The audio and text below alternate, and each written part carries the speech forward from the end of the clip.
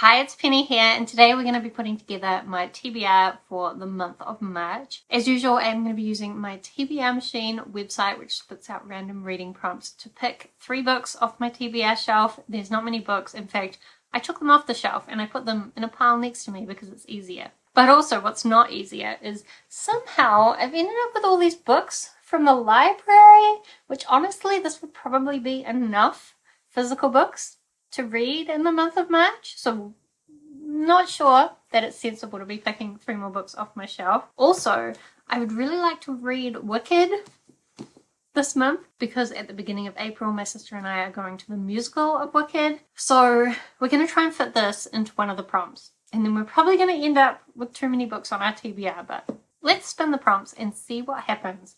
So I've got the website here. Let's see what the first prompt is. Read a book with orange on the cover. I kind of wanted to go for short books, but that's not working out. And this doesn't have orange on the cover. But what I think I will do is go with The Immortalist by Chloe Benjamin. I have been wanting to read this for a long time. I think it's about this family that gets their fortunes told at a fair, and then those fortunes have a big influence on their life. I think I have seen mixed reviews of this, but that's because it came out quite a while ago. Anyway, it's got orange on the cover, so it fits the prompt. Let's spin the second prompt. Read a book that will make you happy. Look, can I argue that this will make me happy reading this because I have a plan and I need to read it?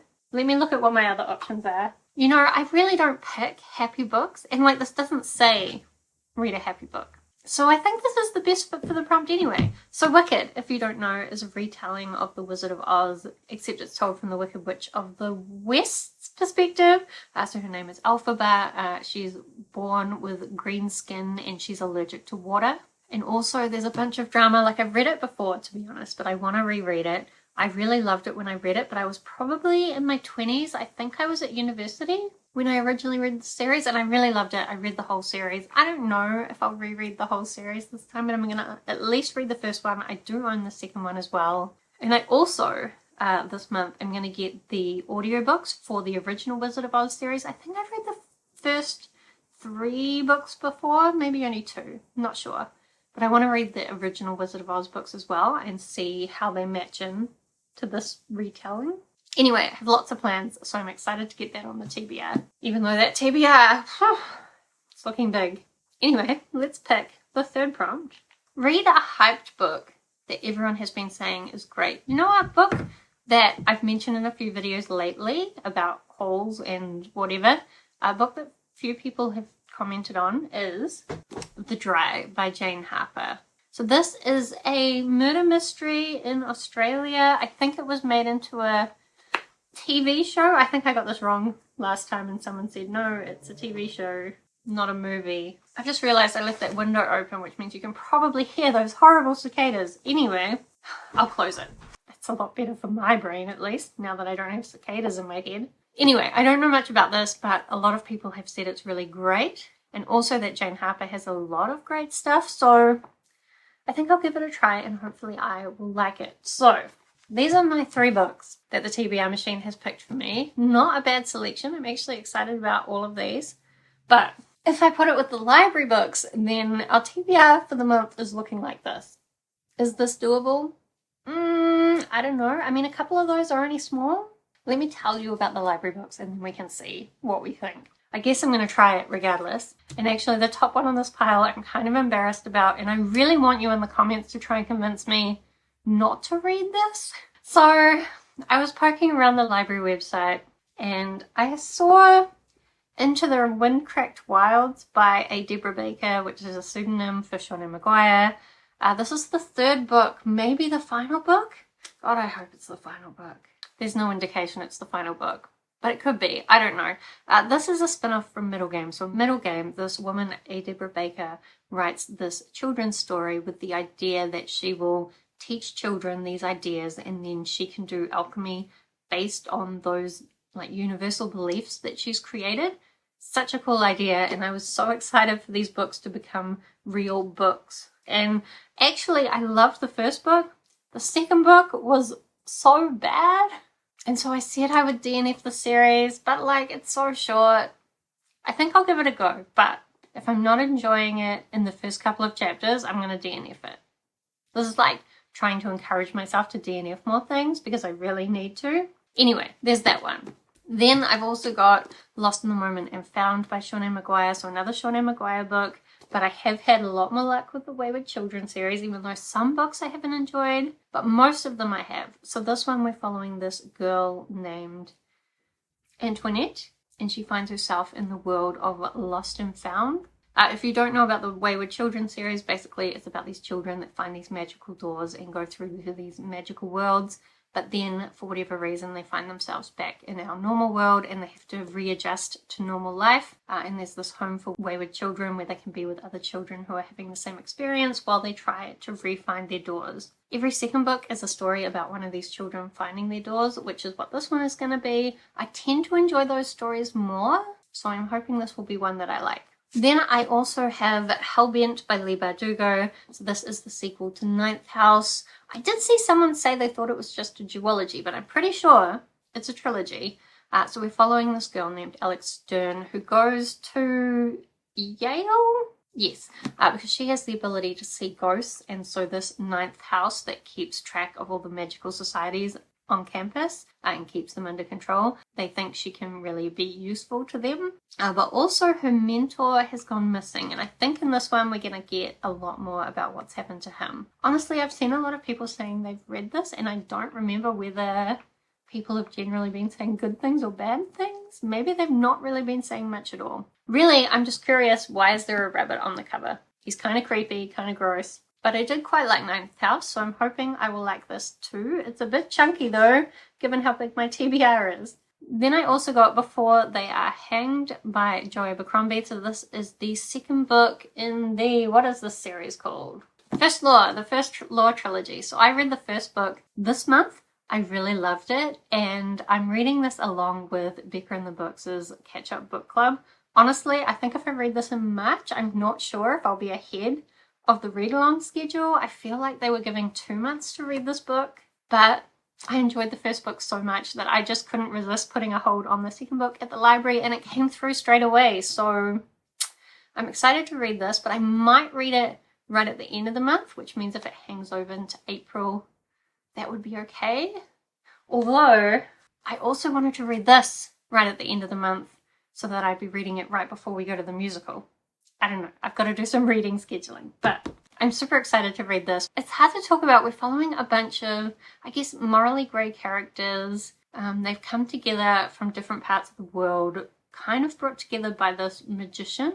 And there's a bunch of corrupt things going on in the world, which is kind of bringing things towards war. But it seems like this magician has other plans for the world and for these characters. So we'll see what happens in this one. I'm excited for it.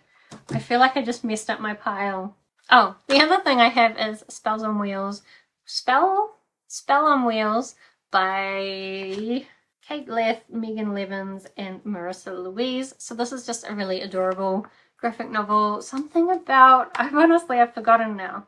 Some witches go on a road trip. I don't know, honestly, I just saw this cover and I thought this is the art style that I love. So this is the art style that I want. And I look inside and I think, yes, this is the kind of comic book that I like to look at, regardless of whether the story is good. But I saw someone say this was good, and I also have the second book waiting for me at the library, so I'll read these. At least they're short books to go on my TBR. But also, that's not quite the end, because I have some digital books to read. I've started a Cosmere reread just because I feel like I've missed a lot of the details while I've been enjoying the bigger stories, and I want to pick up on a lot of those details in this reread. So I'm currently rereading Elantris, and then in the month of March I want to read some of the short stories that follow on from Elantris, and also the prequel short story to Mistborn. So the Elantris short stories are The Hope of Elantris and The Emperor's Soul. I've forgotten what they're about, but they're short. I think The Hope of Elantris is quite a short story, and then The Emperor's Soul I've read before. It's more of a novella about this guy who has been a prisoner, but now he's being asked to help save the emperor. And then The 11th Metal, I haven't read that before. It's another really short story that goes before the Mistborn books. However, I generally would say that I prefer to read books in published order, so the order that the author published them, rather than chronological order. But it just was easier to put all these short stories together.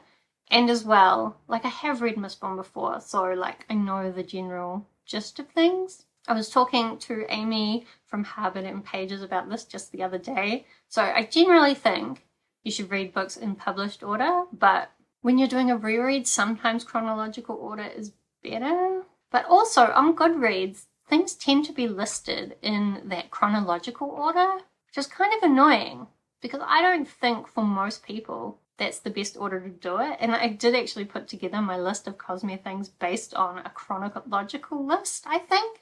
But I think we'll be okay. Anyway, I'm going to read those short stories this month as well.